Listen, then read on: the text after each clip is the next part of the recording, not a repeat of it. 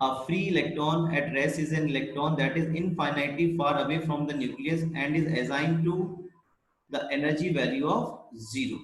तो इस बात का ध्यान रखेंगे सभी लोग। तो जो इलेक्ट्रॉन की एनर्जी है किसी भी एटम के अंदर वो कैसी रहती है, कांस्टेंट रहती है। और इसी तरह से हम अगर चेंज इन एनर्जी निकाल पाए तो E equal to H nu भी यूज करके हम फ्रीक्वेंसी भी पता कर सकते हैं, या वेवलेंथ जो चेंज हो रही है वो भी हम पता कर सकते हैं। तीसरी बात ये कहा इन्होंने कि जो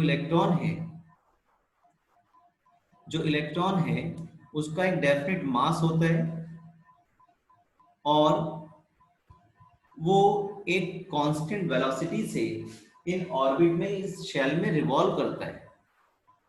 तो अगर ये डिस्टेंस न्यूक्लियस की और फर्स्ट शेल की r है, सपोज ये डिस्टेंस न्यूक्लियस की और फर्स्ट शेल की r है, तो हम एंगुलर मोमेंटम निकाल सकते हैं। एंगुलर मोमेंटम क्या होता है, प्रोडक्ट होता है मास वेलोसिटी इनटू रेडियस का। यानी कि अगर हमें ये पता है कि इलेक्ट्रॉन का मास कितना है, इलेक्ट्रॉन का मास m और v वेलोसिटी से r रेडियस के पाथ में मूव कर रहा है, तो हम इन तीनों का जो प्रोडक्ट है वो कहलाता है आपका एंगुलर मोमेंटम। क्या कहलाएगा, एंगुलर मोमेंटम ये कहलाएगा आपका mvr। और ये एक कांस्टेंट वैल्यू है h/2π के इक्वल होता है। ये h/2π का इक्वल का मतलब ये हुआ कि अगर आपको ये पता करना है कि इलेक्ट्रॉन कौन सी शेल में रिवॉल्व कर रहा है तो उसके एंगुलर मोमेंटम को आप h/2π से डिवाइड कर दो। अगर ये सेकंड आएगा तो कौन सी शेल में होगा इलेक्ट्रॉन, सेकंड शेल में होगा। अगर इसकी वैल्यू 4 आई तो ये कौन सी शेल में होगा, फोर्थ शेल में होगा। यानी कि किसी भी इलेक्ट्रॉन का ऑर्बिटल एंगुलर मोमेंटम हम निकाल सकते हैं अगर उसका मास हमें पता हो, उसकी वेलोसिटी पता हो और किस रेडियस में किस पाथ में वो रिवॉल्व कर रहा है वो हमें पता हो, तो हमें जो है उसका ऑर्बिटल एंगुलर मोमेंटम mvr निकाल सकते हैं। और ये एक होल मल्टीपल इंटीग्रल होगा h/2π का। होल मल्टीपल इंटीग्रल का मतलब ये है कि ये n की वैल्यू जो है कभी भी 1.1 नहीं आएगी, कभी भी। ये हमेशा कितना रहेगा, या तो 1 आएगा या 2 आएगा या 3 आएगा या 4 आएगा। इसका मतलब ये इलेक्ट्रॉन ऐसा नहीं है कि ये फर्स्ट शेल है ये सेकंड शेल है तो बीच में लटका हुआ है ना, कभी नहीं। इलेक्ट्रॉन या तो फर्स्ट शेल में होगा या सेकंड शेल में होगा। तो ये जो n की वैल्यू होल मल्टीपल इंटीग्रल है इसका सिग्निफिकेंस ये है कि इलेक्ट्रॉन या तो फर्स्ट शेल में होगा या सेकंड में होगा या थर्ड में होगा या फोर्थ में होगा। ऐसा नहीं होगा कि जो इलेक्ट्रॉन है वो 1.5 डिस्टेंस पर हो शेल में, ऐसा नहीं होगा। तो इस बात का ध्यान रखेंगे सभी बच्चे। अभी तो बैठ जाइए। तो इस इन बातों का सब बच्चे ध्यान रखेंगे कि n हमेशा यहाँ पर जो n है वो एक होल नंबर होगा। ये 1 भी हो सकता है, 2 भी हो सकता है, 3 भी हो सकता है, 4 भी हो सकता है, लेकिन 1.1 नहीं होगा, 2.3 नहीं होगा। होल नंबर हमेशा होने वाला है। इसके बाद जो नेक्स्ट पॉइंट हम डिस्कस करने वाले हैं वो एक्सक्लूसिवली हाइड्रोजन एटम के बारे में ही केवल है। ठीक है, ये जो पॉइंट हम डिस्कस करने वाले हैं ये एक्सक्लूसिवली हाइड्रोजन एटम के लिए ही केवल है। क्या है देखिए, the stationary states for electron are numbered as 1 2 3 and these integral number are known as principal quantum number. ये प्रिंसिपल क्वांटम नंबर क्या है, इसका क्या सिग्निफिकेंस है, इसको हम अभी 2 दिन बाद डिस्कस करेंगे।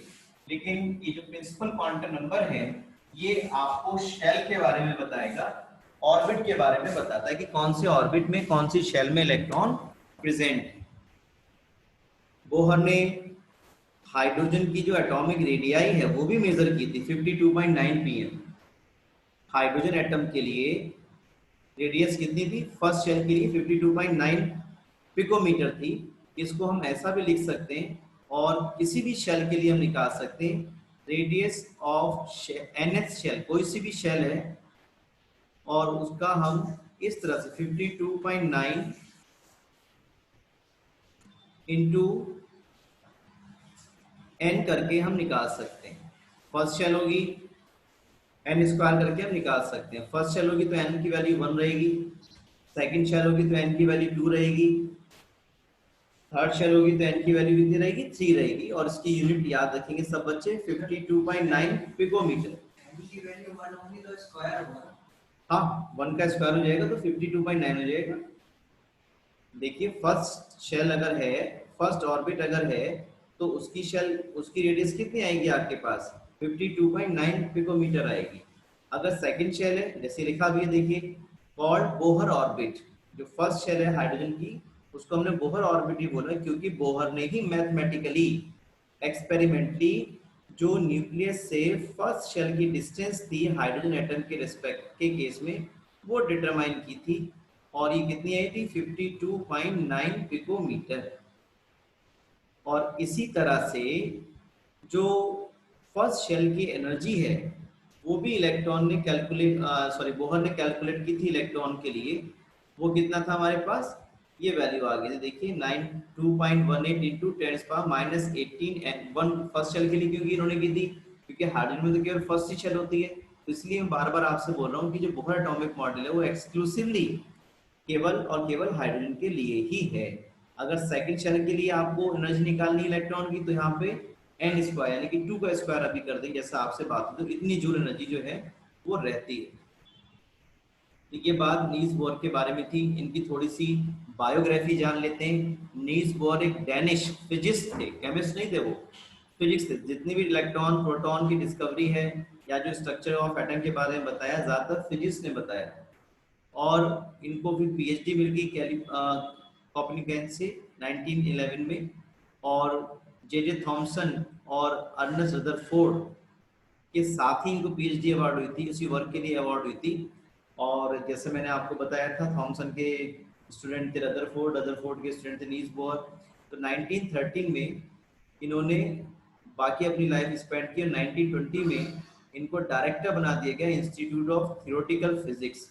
और जब वर्ल्ड वार हुई उसके बाद एटॉमिक एनर्जी में भी इतना इन्होंने कंट्रीब्यूट किया। He received the first peace award in 1957। ये भी देखिए क्वेश्चन आ सकता है, जो बच्चे आईएएस पीसीएस की तैयारी करते हैं उनके लिए हो सकता है। First peace award atom for peace award 1957 में नील्स बोर को मिला था और इनको नोबेल प्राइज भी मिल सकता है, मिला है 1922 में। तो कभी कभी क्वेश्चन आ जाता है कि who got the Nobel prize, तो उसमें 4 नाम दे दिए नील्स बोर है, या 4 नाम दे दिए हु डिड नॉट गेट, तो उसमें नील्स बोर का नाम रहेगा। तो ये बात आपने नील्स बोर के एटॉमिक मॉडल के बारे में पढ़ी। लेकिन जैसा मैं बार बार आपसे कह रहा हूँ Niels Bohr atomic model was exclusively for hydrogen. लेकिन अगर कोई आयनिक स्पीशीज आ जाए, मैं जब आपसे ये बात कह रहा हूँ कि हाइड्रोजन का जो नील्स बोर ने जो एटॉमिक मॉडल प्रपोज किया एक्सक्लूसिवली हाइड्रोजन के लिए किया, तो इससे मेरा जो मीनिंग है वो ये है कि जो नील्स बोर ने एटॉमिक मॉडल प्रपोज किया वो केवल उन स्पीशीज के लिए था जिसमें इलेक्ट्रॉन का नंबर केवल और केवल 1 था। जैसे ये He1 पॉजिटिव है, एटॉमिक नंबर कितना है हीलियम का 2, और जब इन्होंने एक पॉजिटिव चार्ज गेन कर लिया तो पहले 2 इलेक्ट्रॉन से अब कितने रह गए, 1 रह गए। इसी तरह से Li2 पॉजिटिव, जी हाँ, इसका एटॉमिक नंबर कितना है 3, इसमें इलेक्ट्रॉन्स कितने थे पहले 3, लेकिन जब 2 पॉजिटिव चार्ज आ गए इसका मतलब 2 इलेक्ट्रॉन लूज कर दिए, कितने बचा 1। ऐसे ही बेरिलियम 3 पॉजिटिव, इसमें भी इलेक्ट्रॉन कितना है 1। यानी कि जो बोहर एटॉमिक मॉडल था वो उन सारी स्पीशीज के लिए एप्लीकेबल था जिनमें इलेक्ट्रॉन का नंबर 1 था, 1 था। लेकिन अगर कोई आयनिक स्पीशीज है तो उस फार्मूले में थोड़ा सा चेंज करना पड़ेगा। जो फार्मूला हमारे पास था -2.18 इंटू 10⁻18 अपॉन n स्क्वायर। तो अगर कोई स्पीशीज आयनिक है तो हमें उसके एटॉमिक नंबर यानी कि z से मल्टीप्लाई करना पड़ेगा, तब ये एनर्जी सही होके कैलकुलेट होकर के आती है।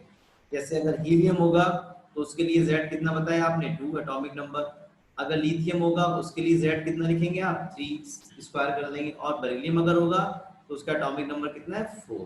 तो इस बात का ध्यान रखेंगे, आयनिक स्पीशीज के लिए फॉर्मूले में थोड़ा चेंज है, उसमें z स्क्वायर से मल्टीप्लाई करेंगे। इसी तरह से रेडियस में भी चेंज है। रेडियस का फॉर्मूला आपने पढ़ा था अभी Rn = 52.9 इंटू n स्क्वायर, लेकिन अगर स्पीशीज आयनिक है तो उसमें फिर z से आप डिवाइड करेंगे, तब आपको एक्चुअल रेडियस जो है वो उस आयन की पता चल जाएगी। तो ये बात सभी बच्चे ध्यान रखेंगे कि जो नील्स बोर का एटॉमिक मॉडल था वो एक्सक्लूसिवली उन स्पीशीज के लिए था जिनमें इलेक्ट्रॉन का नंबर केवल 1 था, और आयनिक स्पीशीज के केस में जो फॉर्मूला है वो थोड़ा सा चेंज हो जाएगा, z स्क्वायर हो जाएगा, यहाँ पर z हो जाएगा। इस बात का ध्यान रखेंगे।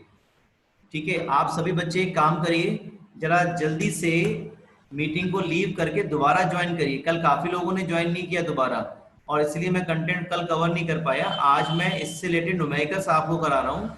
जल्दी से सभी बच्चे लीव करके और दोबारा से रीज्वाइन करेंगे गूगल पे, इस पे क्या नाम है, सॉरी जूम पर ही करेंगे। सभी बच्चे लीव करिए, मैं कुछ न्यूमेरिकल करा रहा हूँ आपको जल्दी से।